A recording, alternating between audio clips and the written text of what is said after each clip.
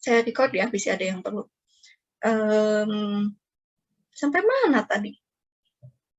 Oh ya, jadi sebetulnya yang akan kita bahas di sini nggak terlalu jauh beda gitu dengan apa yang sudah dipelajari di SMA terkait hitung-hitungannya. Tapi tentunya kita akan melihat seperti apa sih di balik perhitungan-perhitungan itu. Ya, kita akan bahas sedikit lebih mendalam gitu, dan mungkin nanti akan ada, saya nggak tahu ya kalau di SMA udah ketemu belum integral fungsi inverse trigonometri. Saya nggak ingat. SMA saya udah kelamaan ya.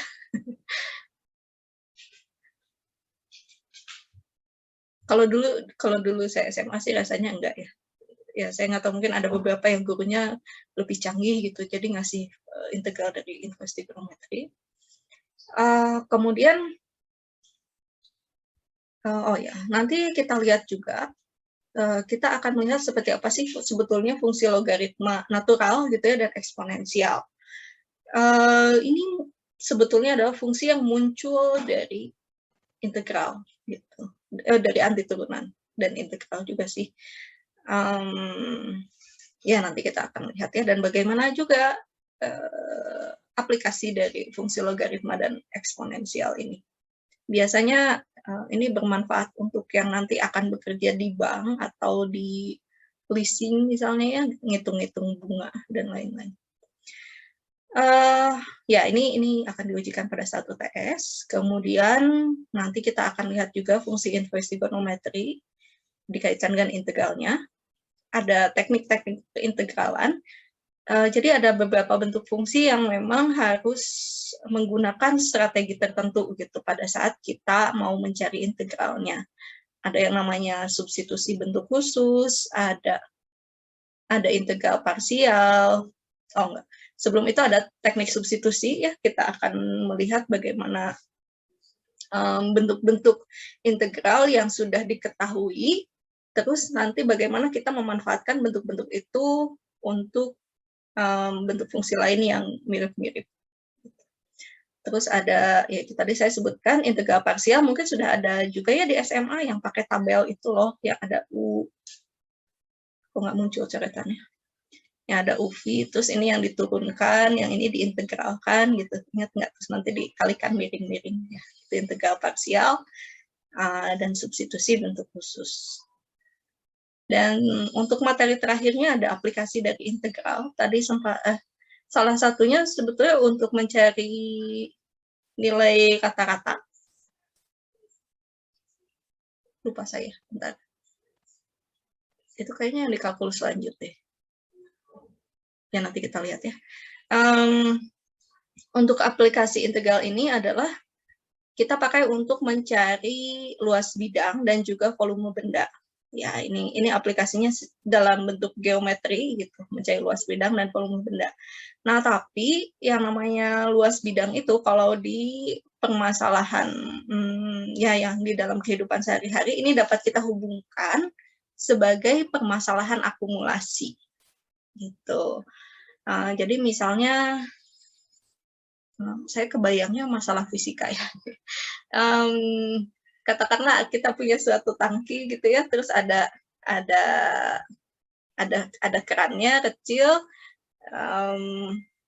di bawahnya ada suatu wadah gitu, terus nanti dari kerannya itu menetes sedikit-sedikit gitu ya, kan itu berarti di setiap waktu itu akan ada misalnya cairan yang bertambah gitu ya di wadah yang di bawahnya. Nah, terus kalau misalnya pengen tahu nanti, setelah sekian lama isinya akan berapa banyak yang di dalam wadah itu hasil tetesan-tetesannya. Nah, itu dihitungnya menggunakan integral. Contoh lainnya misalnya dalam populasi, ya masalah populasi. Nah, siapa tahu nanti ada yang kerja di BPS gitu kan, ngitung-ngitung populasi ya, kerjanya populasi manusia. Mau populasi yang lain boleh. Ya, yang namanya kelahiran mungkin kelahiran dan kematian itu kan berubahnya setiap waktu ya, hampir setiap waktu. Terus nanti kita cek misalnya dalam 1 tahun perkiraan pertambahan atau pengurangan jumlah penduduknya seberapa banyak. Nah ini menggunakan integral juga. kalau volume benda apa ya? Ya kurang lebih kayak gitulah ya, cuma lebih banyak variabelnya mungkin. Nah, nanti mulai dari fungsi inverse trigonometri, teknik pengintegralan, dan juga aplikasi dari integral akan diujikan pada saat UAS. Tapi fungsi inverse trigonometri ini, ya, karena statistik kayaknya nggak terlalu sering ketemu nanti di masa depan, jadi ini biasanya saya masukkan sebagai bagian dari teknik pengintegralan. Tadi ya, yang ada teknik substitusi,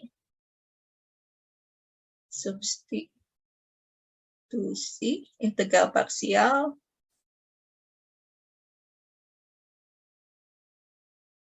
dan substitusi bentuk khusus.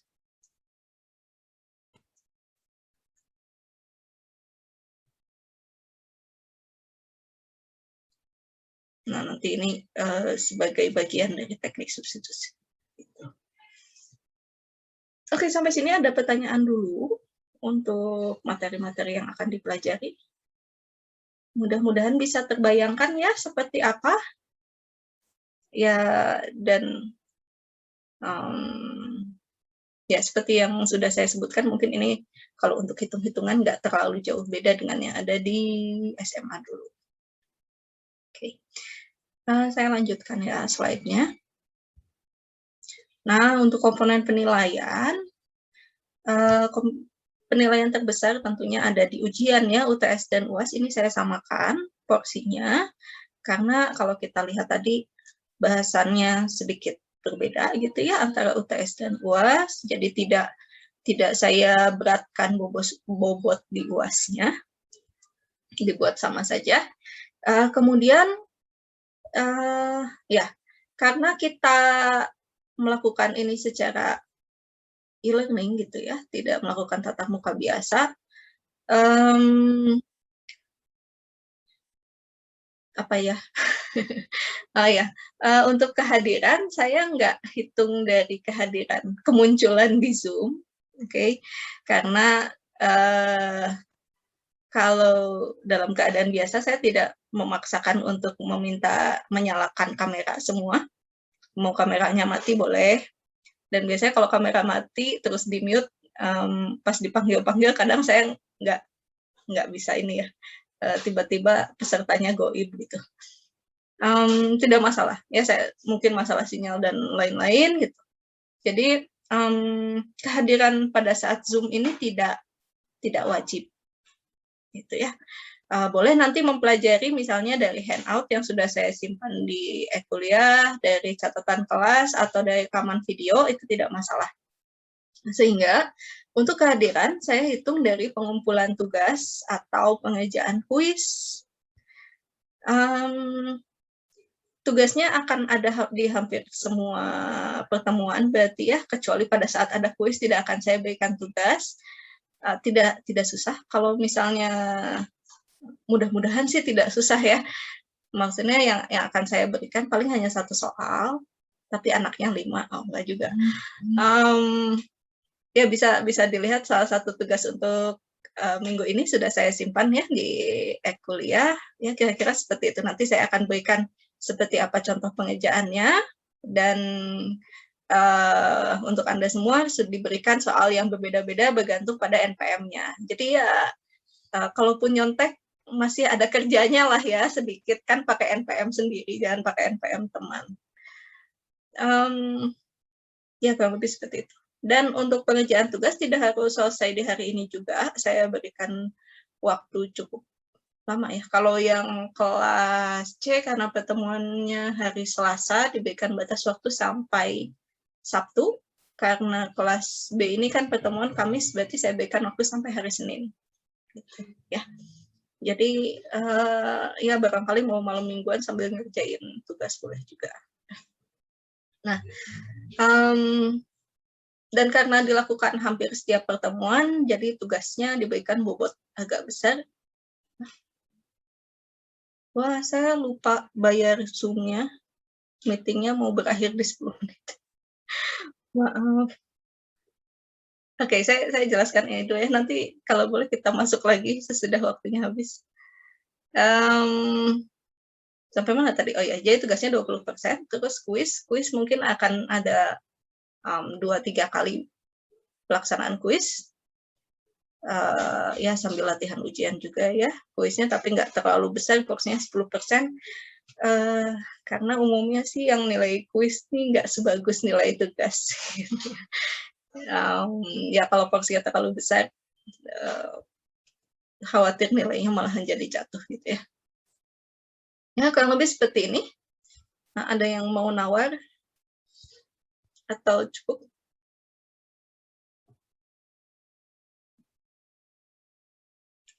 Oke aja.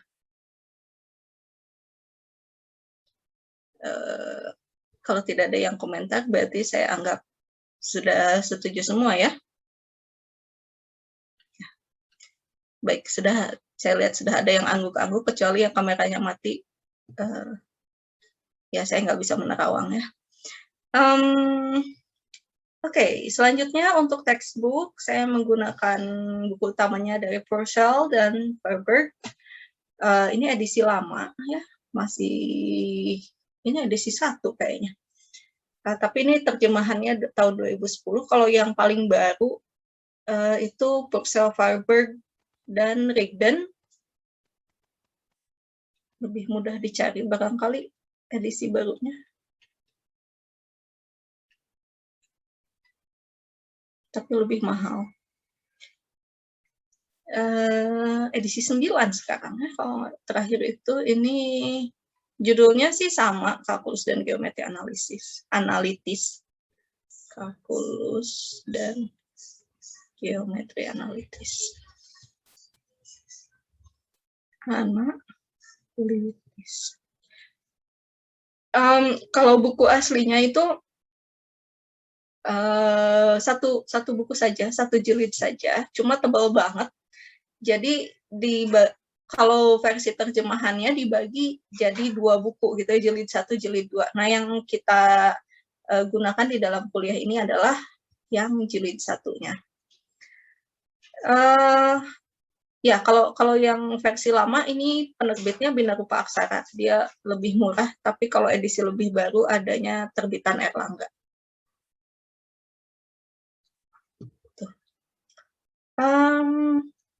Ya, buku lain ada Spiegel, judulnya Matematika Dasar kalau terjemahannya, dan juga Litholt, judulnya mirip-mirip ya, Kalkulus dan Ilmu Ukur Analitis. Ini dari Erlangga juga. Kalau mau PDF-nya saya ada, nanti kalau perlu akan saya berikan linknya.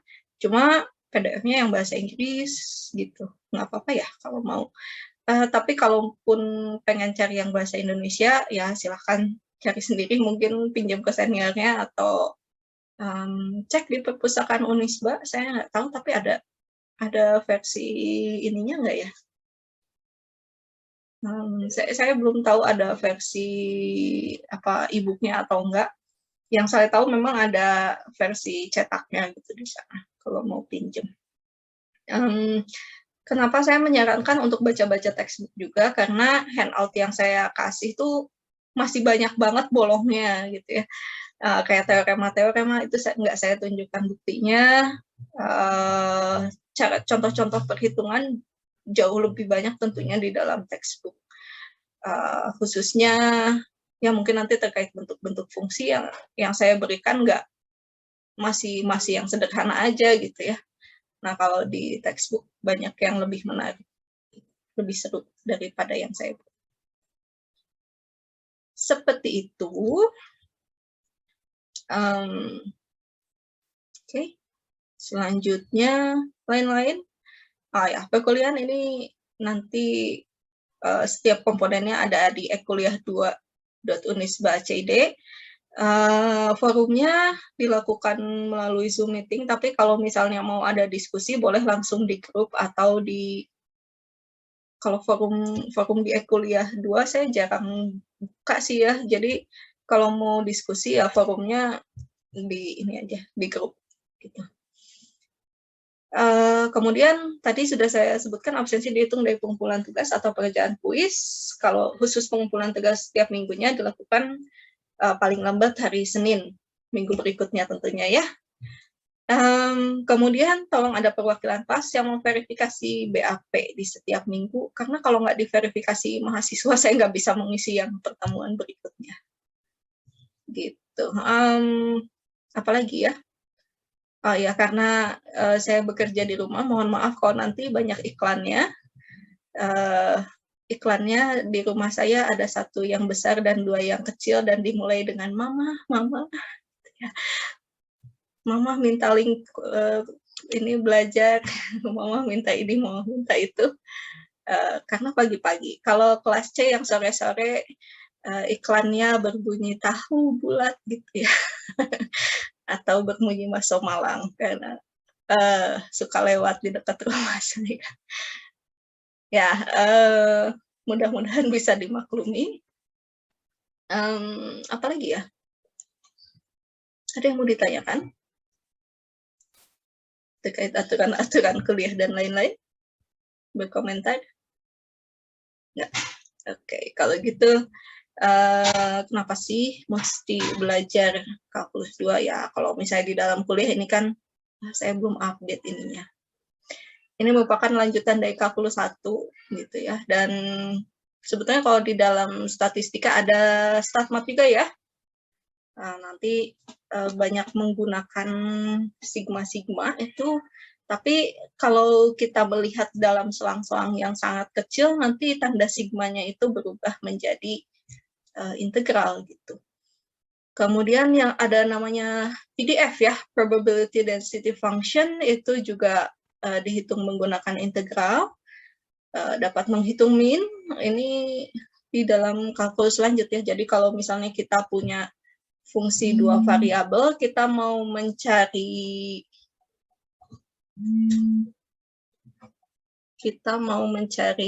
apa namanya, lupa saya. Nilai rata-rata dari sebuah fungsi itu terletak di mananya, nah itu bisa menggunakan integral. Dan ya karena Unisba gitu, kita sebagai Universitas Islam mungkin hampir ini semuanya Muslim, ada yang bukan? Ya, ya sebagai Muslim ini merupakan salah satu bentuk apa ya, cara kita mentadaburi salah satu nama Allah gitu yang mulia, yaitu Al-Musi, yang maha menghitung. Ya, jadi segala sesuatu yang berada di dunia dan seisinya, bumi, langit, dan seisinya, itu mengikuti aturan-aturan hitungan tertentu gitu ya, yang telah diciptakan oleh Allah, yang telah ditentukan oleh Allah, sesuai dengan kode dan kodarnya. Jadi dalam statistika mungkin kita bisa melihat bahwa di dalam bentuk-bentuk ketidakteraturan di dunia, di masyarakat gitu, ternyata kalau dilihat secara garis besar itu ada ininya ya, mengikuti aturan tertentu, misalnya distribusi normal gitu, ya enggak? Nah, biasanya kan kalau statistika ngumpulin data terus dicek ini distribusinya normal atau enggak. Biasanya memang ada mengikuti itu ya, gitu. Meskipun kalau kita lihat secara individual satu persatu, kayaknya ini masing-masing berbeda. Nah, tapi pada saat kita melihat dalam pandangan yang lebih luas, ternyata ada keteraturan yang khusus, dan di sini kita mencoba mencari cara gitu untuk memahami keteraturan tersebut. Oke, karena waktunya sudah kurang dari 1 menit, mungkin saya tutup dulu ya sebelum kita nanti masuk lagi untuk lanjut ke materi kuliah hari ini. Mohon maaf ya, saya lupa bayar untuk ininya, akun Zoom-nya. Oke, saya akhiri dulu ya. Terima kasih. Langsung masuk lagi aja, sebentar lagi. Oke. Oke, saya end dulu ya. Baik. Nah, untuk materi hari ini kita akan melihat balikan dari turunan ya, yaitu antiturunan atau yang dikenal juga sebagai integral tertentu. Apa itu antiturunan? Nah, waktu kita membahas tentang turunan, misalkan kita punya fungsi f besar. Sebentar, saya ganti dulu pointernya. Nah, pada waktu mempelajari turunan, misalnya kita memiliki fungsi f besar, terus pada saat f besar ini diturunkan menghasilkan f kecil. Nah, f kecilnya itu dikatakan sebagai turunan dari f besar. Kalau balikannya gimana? Nah, kita katakan bahwa f besar ini adalah suatu antiturunan dari fx. Kenapa sih harus ada kata suatu? Kenapa ya? Oke, saya akan coba berikan beberapa contoh. Misalnya kita punya f besar x sama dengan x pangkat 10 misalnya. Oke, turunannya apa ya? F kecilnya apa nih?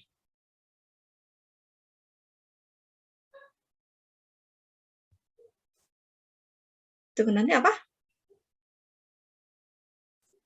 Oke, saya coba panggil siapa ya?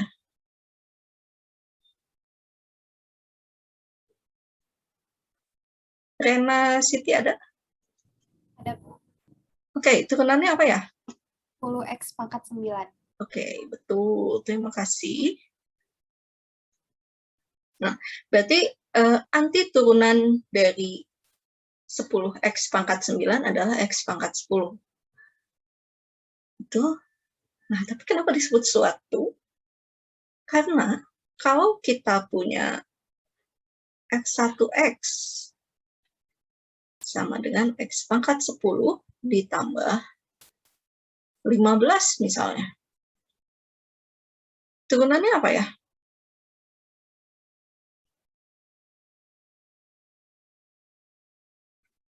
Oke, saya mau panggil lagi ya.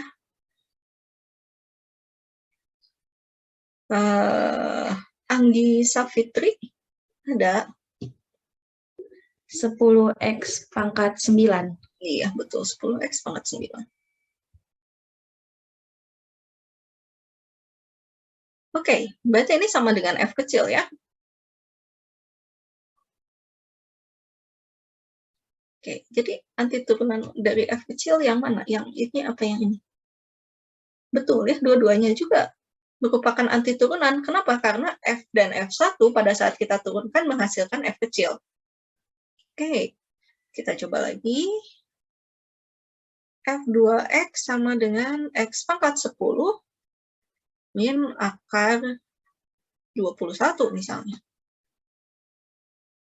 Turunannya apa nih?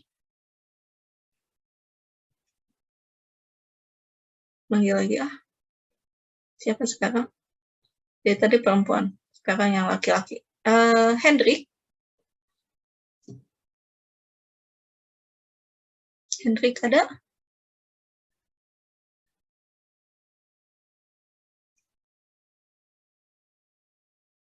Halo? Hendrik ada? Oke. Mungkin sedang ke toilet. Coba yang laki-laki lagi. Bahri. Bahri ada? Hadir, Bu. Oke. Bahri bisa tolong sebutkan turunan dari F2 ini? 10x pangkat 9. Iya, sama ya. 10x pangkat 9. Berarti ini juga sama dong turunannya fx gitu. Nah, kalau oke. Satu lagi gitu ya, bisa penasaran. Bahkan kalau misalnya kita masukkan bilangan yang real, katakanlah pi pangkat 2/3 gitu. Ini sama. Turunan dari f 3x. Saya mau nulis aksen dan kurung.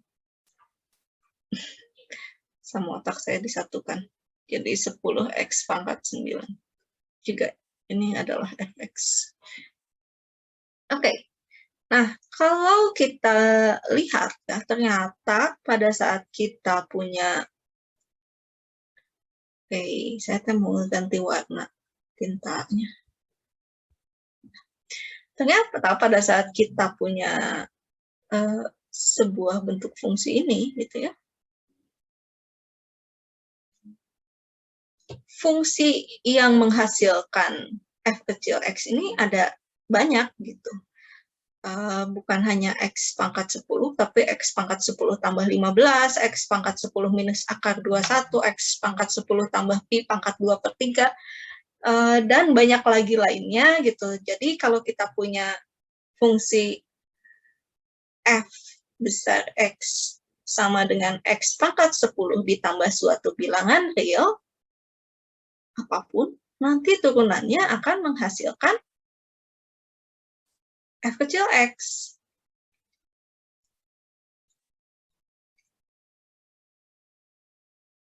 Nah, dan untuk menyingkat penulisannya, karena ada banyak banget gitu ya, anti turunannya, biasanya kita singkat dengan menuliskannya seperti ini.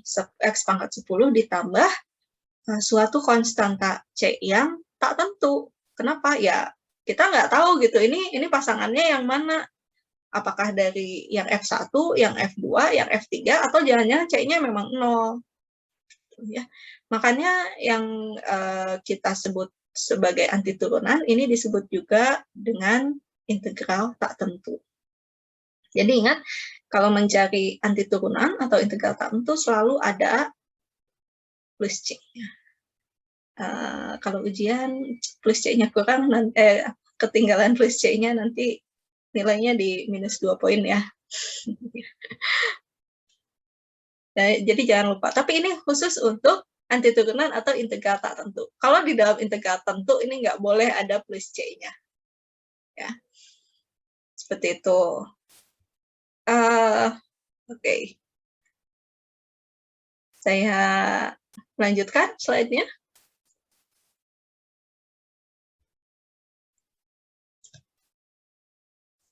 Kok nggak mau pindah? Nah, ini contoh lain.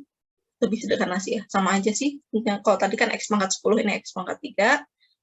Dan seterusnya secara umum, kalau kita punya F kecilnya adalah 3X kuadrat, maka anti turunannya adalah X pangkat 3 ditambah suatu konstanta tak tentu C.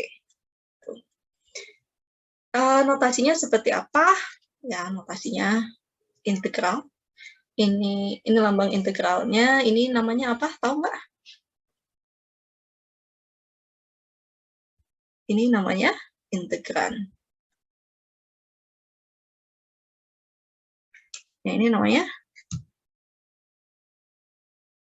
diferensial. Integran itu adalah fungsi yang diintegralkannya, kemudian diferensial itu adalah ini yang menunjukkan terhadap variabel apa kita mengintegralkan.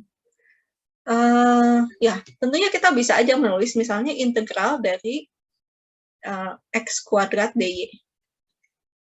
Boleh? Boleh. Jadi ininya dianggap sebagai konstanta. Nanti kita integralkan terhadap y, maka ini menjadi X kuadrat y plus c. Gitu. Ya, ini di dalam kalkulus lanjut. Seperti ini. Ya, kalau di kalkulus lanjut malah lebih seru lagi. Kenapa? Karena cacingnya 1. Di kalkulus lanjut mungkin kita akan punya seperti ini. Atau seperti ini.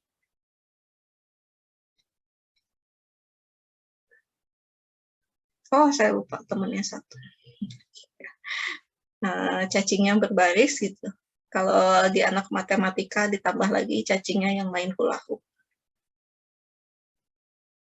Ini kalau misalnya ada bentuk seperti ini, gitu, ada bentuk lintasan, terus pengen tahu panjang lintasannya gimana mulai dari titik P ini kembali ke tempat semula, ngitungnya pakai cacing main hula hoop yang ini. Tapi di statistika nggak akan dibahas ya, biarkanlah anak matematika yang mengerjakan ini. Ya kalau dulu ada cacingnya menari bersama, tapi sekarang 1 aja. Oke, hati-hati. Bedanya apa antara diferensial dan integral? Salah. Apa bedanya diferensial dengan turunan? Sama nggak? Beda ya. Kalau diferensial mah ini yang menunjukkan mengintegralkannya terhadap apa. Kemudian kalau turunan mah bahasa Inggrisnya derivatif ya. Turunan itu ini istilah lainnya derivatif.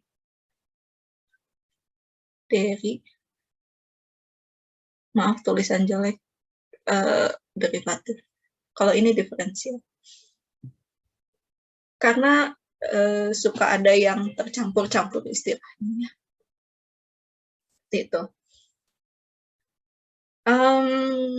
Oke, tadi sudah saya sebut arti turunan disebut juga integral tak tentu karena selalu ada konstanta C-nya ya, yang tak tentu di belakangnya. Oke, kita lihat. Nah, kalau kita yang tadi kita lakukan kan pada saat menghitung turunan ada aturan pangkat juga ya. Aturan pangkat untuk turunan.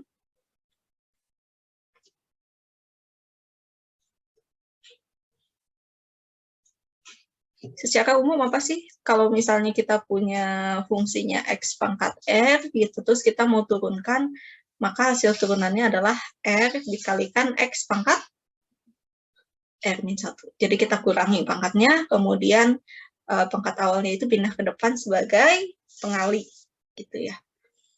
Nah, sekarang kita ingin mencari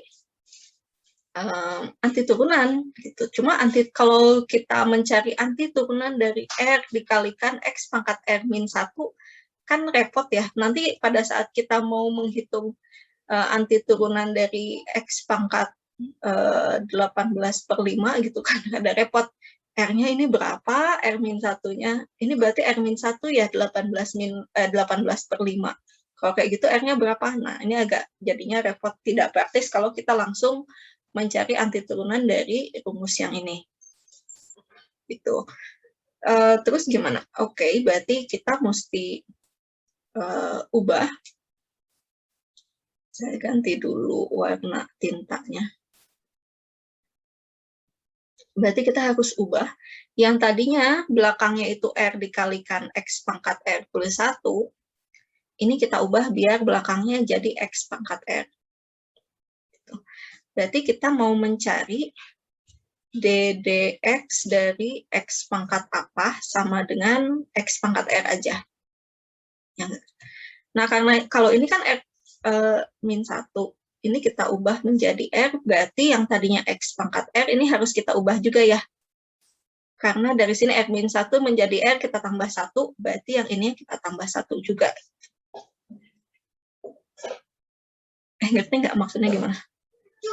Oke, ya. Jadi yang tadinya di sini R-1, ininya jadi R, oh berarti ininya juga kita geser, yang tadinya R jadi R plus 1. Nah, tapi di sini kan depannya ada dikalikan dengan R-nya ya. Gimana caranya biar ini cuma 1 gitu, jadinya 1 di depan ini. Oke, kalau gitu kita bagi dengan bilangan yang sama, kita bagi R. Berarti di sini juga kita bagi R kan? Gitu. Nah, tapi kan kita geser 1. Kita ini 1 dibagi R. Tapi kan di sini kita geser 1 ya. Tadinya di sini R-1, ininya jadi R, tadinya R saja, jadi R plus 1. Berarti R di sini kita ganti juga R plus 1. Gitu. Jadi kita memodifikasi aturan pangkat untuk turunan, sehingga kalau aturan pangkat untuk integralnya menjadi kayak gini. Ya, integral dari X pangkat R, itu yang ini. Pusing nggak? Kayaknya saya mesti gantiin warna ininya ya, buat coret-coret. Nah, iklannya datang 1. Mama boleh.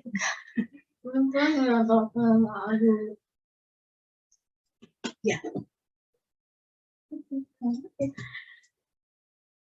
Gitu ya. Jadi kalau kita punya fungsinya adalah X pangkat 18/5, sekarang kan jadi lebih mudah. Tinggal kita hitung integralnya. Ini adalah X pangkat 18/5. tambah 1 dibagi 18/5 plus 1 plus C-nya, jangan lupa.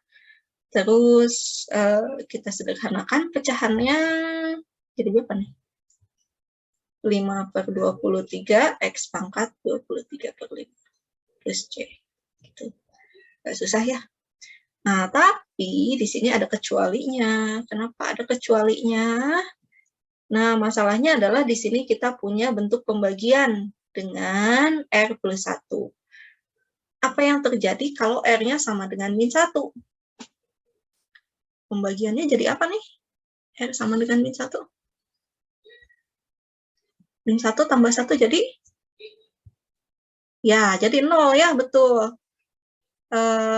Akibatnya kalau R-nya sama dengan min 1, nanti akan ada pembagian dengan 0. Jadi, tidak valid gitu. Bentuk ini tak terdefinisi jadinya. Ini pun kalau kita lihat ya di dalam tabel turunan, kita misalnya punya ini F-nya, ini F aksennya. Kalau kita punya X kuadrat turunannya apa? 2X ya. X pangkat 1 turunannya 1. Terus X pangkat 0 itu berapa? 1 ya. Turunannya jadi 0. X pangkat min 1 turunannya? Min 1 per X kuadrat ya. Ya enggak? Karena ini jadi minus X pangkat min 2. Min 1-nya kurangin lagi dengan 1. Nah, kalau kita lihat di sini memang tidak ada, di dalam tabel ini kan kayak loncat gitu ya. Ini X pangkat 1, X pangkat 0, X pangkat 0, ini 0, terus langsung X pangkat min 2. Di sini tuh nggak ada fungsi yang memang turunannya menghasilkan X pangkat min 1. Gitu. Di dalam aturan pangkat. Ya. Ini memang tidak ada. Gitu. Ya. Tidak ada X pangkat min 1 atau 1 per X. Nah, terus gimana nanti kalau kita nemu yang 1 per X? Kita lihat nanti ya. Itu. Nah, tapi kalau di sini kita dapat menghitung selain yang pangkatnya min 1, kita bisa gunakan aturan pangkat seperti ini. Kalau R-nya 0, berlaku integral dari 1 dx ini sama dengan X ya, plus C. Gitu. Oke. Dan di sini kita boleh menggunakan R-nya ini sembarang bilangan rasional. R-nya sembarang bilangan rasional untuk bisa kita hitung menggunakan aturan pangkat. Nah, tapi kita lihat dulu contoh berikutnya. Misalnya kita punya X-nya pangkat 4/3, ya nanti antiturunannya berarti X pangkat 4/3 plus 1 dibagi dengan 4/3 plus 1. Hasilnya 3/7 X pangkat 7/3 plus C. Tapi di dalam soal, mungkin kita nggak bisa langsung lihat R-nya berapa. Karena harus kita modifikasi dulu agar bentuk fungsinya menjadi pangkat biasa. Ya. Misalnya, 5 menit lagi saya izin sebentar buat ngeset Zoom-nya sekolah anak saya ya. Misalnya kita punya seperti ini. Integral dari 1 per akar pangkat 3 X pangkat 5 dx. Nah, bisa nggak ini langsung pakai aturan pangkat?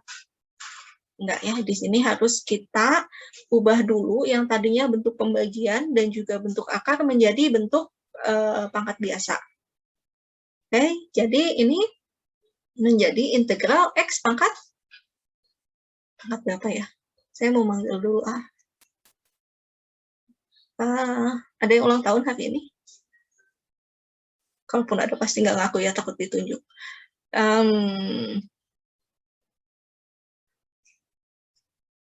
Nabilah, ada Nabilah?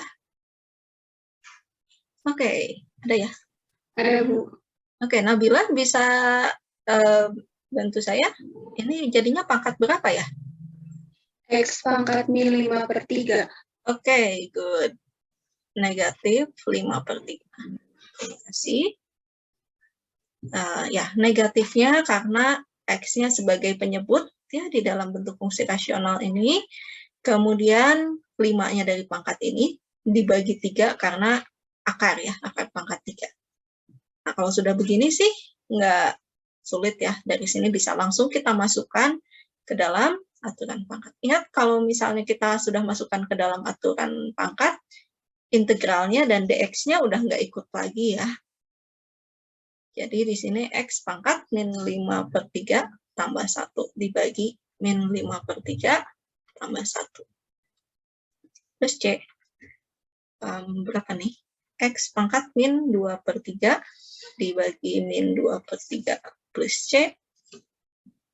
Kita sederhanakan min 3/2 X pangkat min 2/3 plus C. Gitu. Oke, mudah-mudahan tidak terlalu sulit. Saya berikan satu contoh lagi.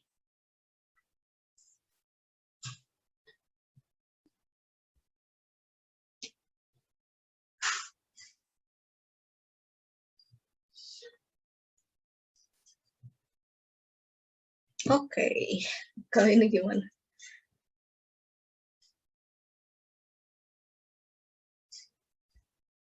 Nah, masih ingat sifat bilangan berpangkat? Masih lah ya. Ini di mana matematika dasar ya bahasnya. Oke, kalau ini berarti kita ubah dulu ya. X pangkat 4 dikurangi dengan, ini pangkatnya berapa? Min 3/2 ya. Tuh. Ada yang bingung nggak kenapa jadi 4 min 3/2? Atau saya pelan-pelan aja nih nulisnya. Step-stepnya saya rinci dulu ya.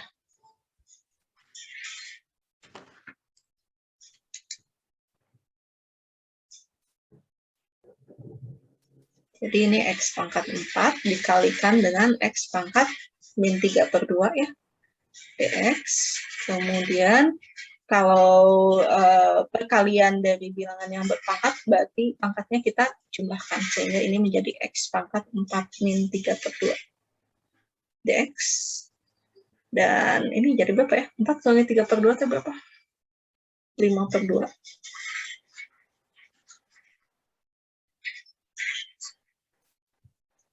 Benar nggak? Kayaknya benar. Oke. Hasil integralnya 5/2 X. Mulutnya berkata 2, tangannya menulis 5.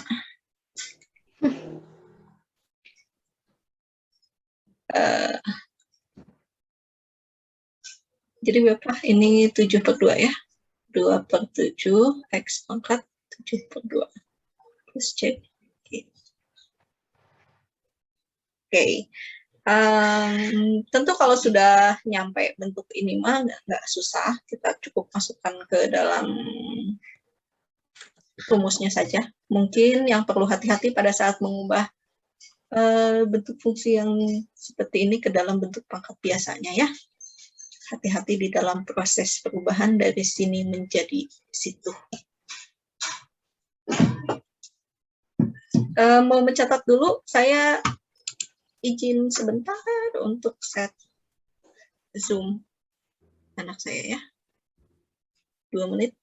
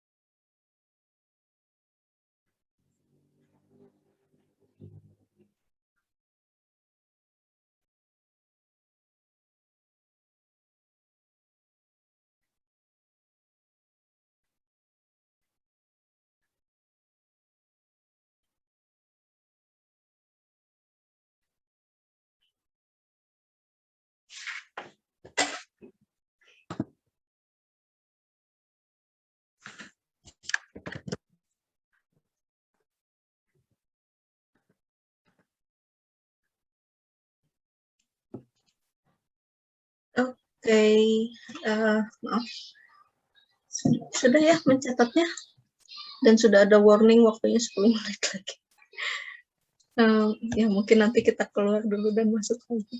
Maaf ya, insya Allah minggu depan mau tidak terjadi seperti ini. Baik, kita lihat. Nah, selain tadi aturan pangkat, ada bentuk turunan fungsi lain yang juga sudah kita tahu, yaitu turunan dari fungsi sin X adalah cos X. Sehingga kalau kita balik anti turunan dari cos X, ini adalah sin X. Tapi sebaliknya kalau kita punya turunan dari cos X, ini menjadi min sin X. Sehingga kalau kita mau mencari anti turunan dari sin X, berarti kita mesti hilangkan tanda negatifnya dulu di sini.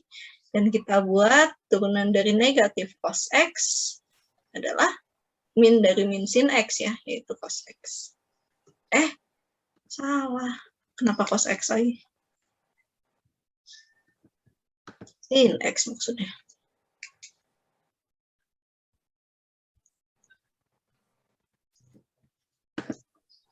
Gitu, dan dari sini kita akan punya bentuk ini.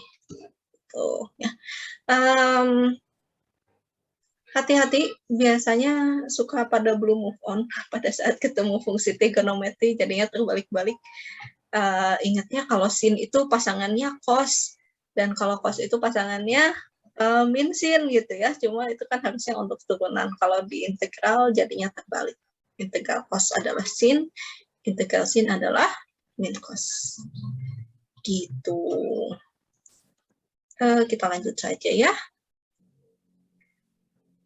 Tapi kalau misalnya kita cuma punya bentuk aturan pangkat dan juga fungsi trigonometri seperti ini kan fungsi yang bisa kita integralkan terbatas ya. Jadi sangat-sangat terbatas.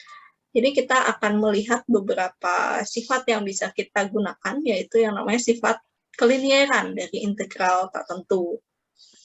Nah, kenapa? Ya karena kan kalau turunan dari F plus G, ini kan jadinya F aksen ditambah G aksen, ya. Terus kalau misalnya kita punya K dikalikan F, K-nya suatu konstanta, turunannya adalah K dikalikan F aksen. Jadi di dalam antiturunannya juga akan berlaku sifat linear. Dua bentuk ini kita namakan sebagai sifat linear. Akan berlaku juga sifat yang serupa. Jadi kalau kita punya integral dari K dikalikan dengan Fx, ini sama saja dengan K dikalikan dengan hasil integral dari Fx-nya. Misalnya integral dari Isi. Jangan sih Kak, namanya. Enggak gini gitu. Ya, nah. Oke, 10x pangkat 2/5 misalnya ya. Ini sama saja dengan 10 dikalikan integral dari x pangkat 2/5 dx, atau 10 dikalikan x pangkat 2/5 plus 1 dibagi 2/5 plus 1 plus c. Atau berapa nih? Saya naik ke atas ya hasilnya. 10 dikalikan 5/7. Salah betul. Betul ya. X pangkat 7/5 plus C. Atau ini 50/7 X pangkat 7/5 plus C. Kemudian untuk penjumlahan, ya katakanlah misalnya kita punya integral dari X kuadrat plus cos X dx. Nah, ini sama saja dengan kita integralkan dulu X kuadrat dx ditambah dengan integral cos X dx. Dan hasilnya menjadi X pangkat 3/3 plus C1 sih ya, ditambah integral dari cos-nya apa tadi, sin X ya. Nanti ini ditambah C juga, sebut saja dengan C2. Oh iya, saya lupa. Di sini juga harusnya ada plus C. Ini harusnya dikurungi. Nah, tapi jadi ini tuh biasanya kan kalau menggunakan sifat distribusi, harusnya C ini juga dikalikan 10 ya. Nah, tapi karena ini bilangan tak tentu, ini juga bilangan tak tentu, dikalikan dengan 10, hasilnya juga tentu sama aja gitu, sama-sama tak tentu. Dan ya jadinya biasanya 10 C-nya ini kita abaikan dan kita tulis C saja. Secara formal sebetulnya sih di sini kalau ini bilangan tak tentu C bintang, di sini bilangan tak tentu C bintang, di sini C-nya itu sama dengan 10 kali C bintang gitu. Secara formalnya seperti ini. Jadi C yang di sini dan di sini itu berbeda. Tapi biasanya karena sama-sama tak tentu sih tanda bintang ini kita abaikan aja dan langsung kita tuliskan plus C gitu. Oke. Sama juga kalau di sini tuh harusnya ini ada C1 gitu ya untuk bilangan tak tentu dari integral X kuadrat dan C2 bilangan tak tentu dari integral cos X-nya. Kemudian di sini jadi X pangkat 3/3 tambah sin X ditambah dengan C. Dalam hal ini C-nya adalah C1 ditambah C2. Tapi kembali lagi, karena bilangan tak tentu ditambah bilangan tak tentu akan menghasilkan bilangan tak tentu juga, biasanya bentuk C1, C2-nya kita abaikan dan langsung disatukan ke C ini aja. Gitu. Ya. Kemudian ada juga bentuk pengurangan. Pengurangan ini adalah kombinasi dari penjumlahan dan perkalian skalar. Jadi ini sebetulnya sama aja kalau kita menuliskan fx ditambah min 1 kali gx gitu ya. Gitu. Jadi bisa kita gabungkan seperti ini. Oke, kita lihat lagi. Nah, ini contoh berikutnya. Ini perlu dicatat dulu, atau nanti aja lah saya share juga coret-coretan ininya ya. Contoh berikutnya, misalnya kita punya kombinasi dari sifat perkalian skalar dan penjumlahan ini. yaitu integral dari fungsi 1 per X kuadrat ditambah 4 akar X dx. Gitu. Nah, ini kembali lagi kita perlu ubah ke dalam bentuk pangkat biasa, yang tadinya X kuadrat, berarti kita ganti jadi X pangkat min 2, karena sebagai pembagi. Kemudian akar X-nya kita ubah menjadi X pangkat 1 per 2. Lalu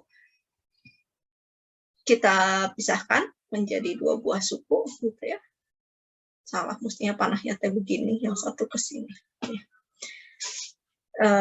Menjadi 2 buah suku seperti ini. Kemudian ini pakai sifat perkalian skalar, 4-nya boleh dikeluarkan. Ya. Lalu sesudah ini bisa pakai aturan pangkat. Ya, X pangkat min 2-nya jadi X pangkat min 1 dibagi min 1, 4-nya tetap, terus ini harusnya begini ya. 4-nya tetap, terus X pangkat setengahnya menjadi X pangkat setengah tambah 1, dibagi setengah tambah 1. Misalnya seperti ini. Lalu disederhanakan jadinya X pangkat min 1 ditambah 8 per 3 X pangkat 3 per 2 plus C. Gitu. Bisa lah ya. Ini masih sederhana. Oke, waktunya sudah kurang dari 1 menit lagi.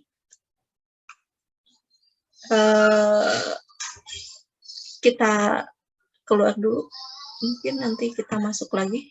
Untuk sebenarnya sisa, udah tinggal soal latihan sih. Kita bahas 1 soal latihan aja, sudah 1 atau 2 soal latihan, dan juga kita lihat soal yang ada di kuliah sesudah ini ya.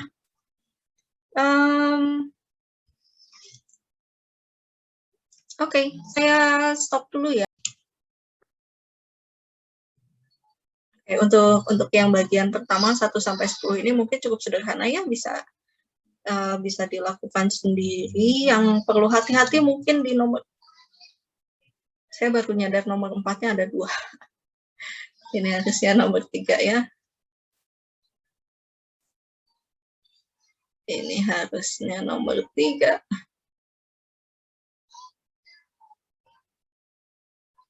Dan laptop saya agak macet. Nah, untuk yang nomor 4, ini hati-hati pada saat mengkonversi bentuk bilangan akar ini ke dalam bentuk pangkat biasa. Kenapa? Kenapa? Karena di sini 8-nya ada di dalam akar. Aduh, sebentar, iklan lagi.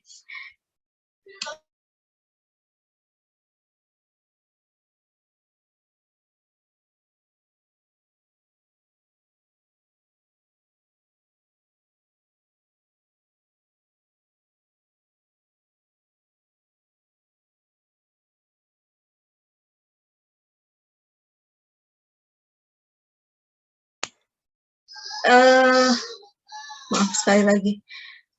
Untuk yang nomor 4 ini perlu hati-hati. Pindah sendiri. Perlu hati-hati. Kenapa? Karena ini pada saat mengkonversi, jangan lupa gunakan tanda kurung. Maksudnya gimana? Ini kan 8X pangkat 4 pangkat lagi 1 per 3. Ya, jadi jangan langsung ini diubah menjadi 8X pangkat 4 per 3, karena ini beda. Ya, ini dan ini beda. Ya, ini 8-nya juga ikut diakarkan, gitu. Kalau yang ini nanti harusnya menjadi integral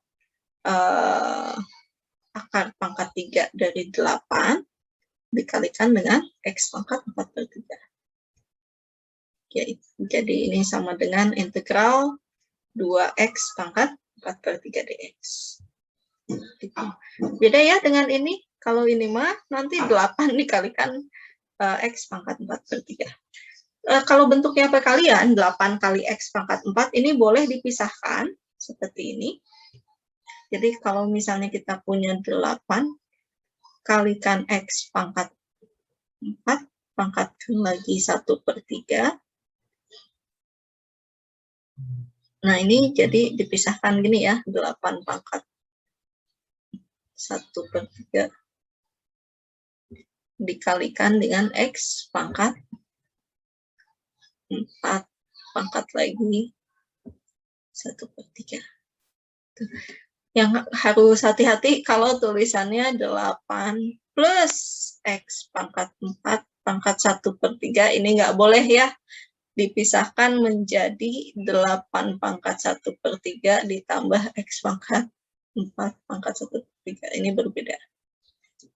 Oke. Ya ini perlu hati-hati karena waktu tahun kapan rasanya saya pernah mengeluarkan soal yang mirip seperti ini di UTS, ternyata banyak yang terjebak dituliskannya ke dalam bentuk yang bawah ini, ke dalam bentuk yang ini. Ya jadinya sebuah soal yang tadinya saya kira cukup mudah, malahan banyak yang salah. Sekali lagi hati-hati dalam mengkonversi ke dalam bentuk pangkat biasa. Untuk yang lainnya sih cukup sederhana kayaknya ya.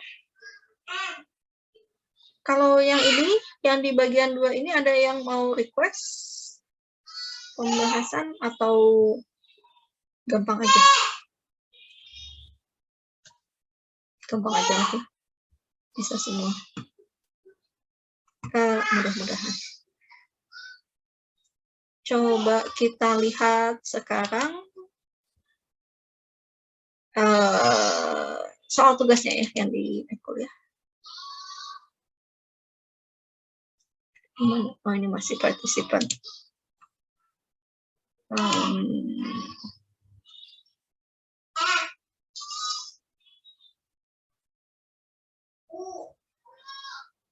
Mana tugasnya ya? Ini dia. Oke, ini tugasnya. Saya sambil buka whiteboard.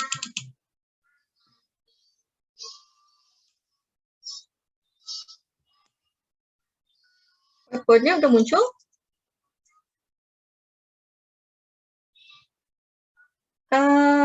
Nah, ini kan di dalam setiap tugas akan dibedakan berdasarkan NPM. Jadi kalau misalnya NPM-nya 1006012 Sama aku udah siap 321. Aku udah siap. Apa? Tiketnya mana? Ada kok. Ya, tiketnya maskernya maaf. Sampai mana tadi? Jadi kalau misalnya kita punya seperti ini NPM-nya, maka yang ini menjadi N, ini jadi P, H jadi P, yang ini jadi M-nya, gitu ya. Sehingga kalau di soalnya ini kan untuk tugas yang sekarang fx-nya sama dengan N plus 1 X pangkat min P per M plus 1 ditambah N min 3 X pangkat M dibagi P plus 1 gitu. Kita gantikan NP dan M-nya sesuai dengan NPM masing-masing. Kalau di contoh ini N-nya kan 3 ya, berarti 3 tambah 1, X-nya pangkat min 2 dibagi 1 tambah 1 ditambah N min 3, 3 min 3, X-nya pangkat 1 dibagi P tambah 1, 2 tambah 1. Jadi apa nih? 4X pangkat min 1 tambah 0 kali X pangkat 1/3. 4X pangkat min 1. Oke. Nah, gimana kalau kebagiannya kayak gini? Ya, jangan khawatir. Karena mendapatkan soal yang seperti ini, kita kan tadi yang sudah dibahas apa aturan pangkat kan nggak boleh ya kalau pangkatnya itu min 1. Kemudian fungsi sinus dan kosinus, dan juga sifat linear ya, penjumlahan dan perkalian skalar. Nah berarti kalau bentuk kayak gini kita nggak bisa melakukan pakai yang sudah kita bahas tadi dong, yang apa-apa. Berarti kita tulis integral dari 4x pangkat min 1 dx. Ini sama dengan 4 kali integral x pangkat min 1 dx. Ini tidak dapat diselesaikan dengan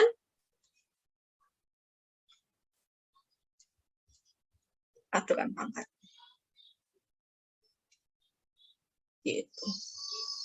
Udah selesai. Ya.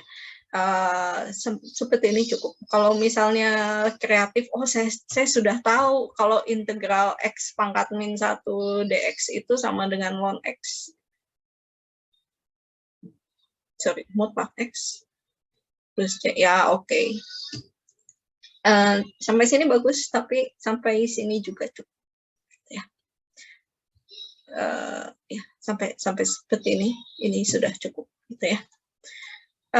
Ya mungkin nanti akan menemukan yang kayak gini juga, yang suku keduanya jadi 0 atau malah suku pertamanya yang 0, mungkin nggak ya?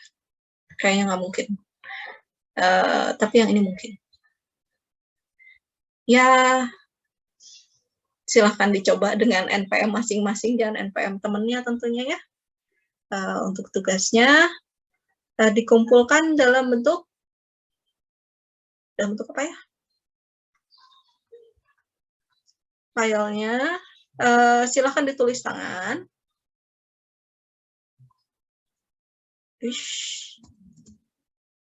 Ditulis tangan.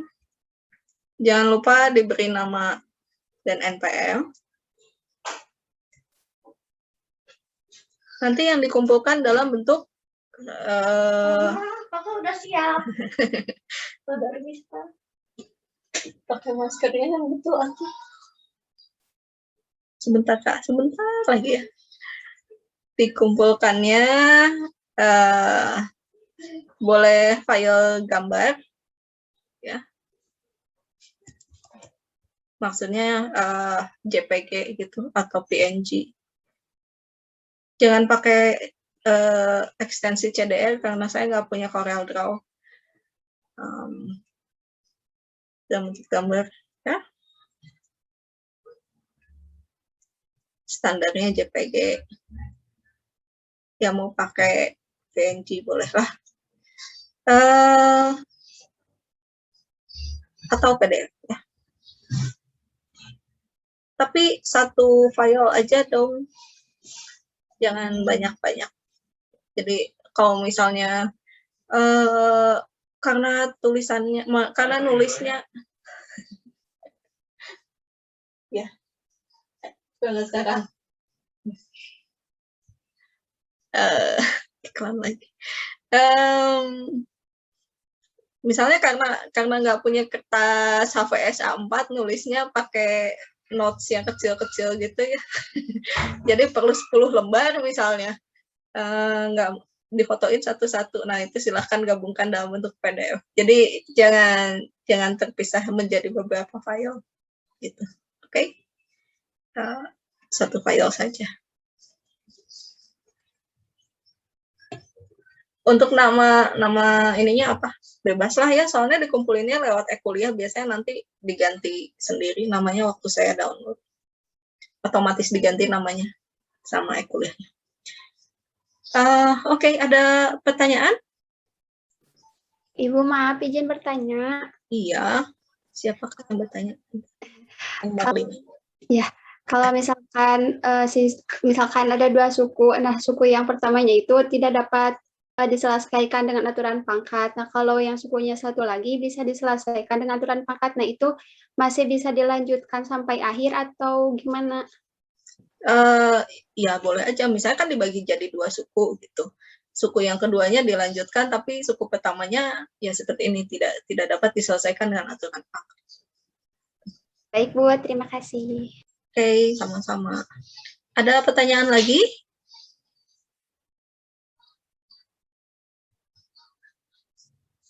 Kalau beneran nggak ada? Kalau tidak ada, ya kita akhiri saja ya pertemuannya. Sebelum nanti ada warning lagi, waktunya 1 menit lagi. Mohon maaf sekali hari ini banyak kendalanya kuliahnya. Lupa kalau mau curcol dimatiin dulu ya recordingnya.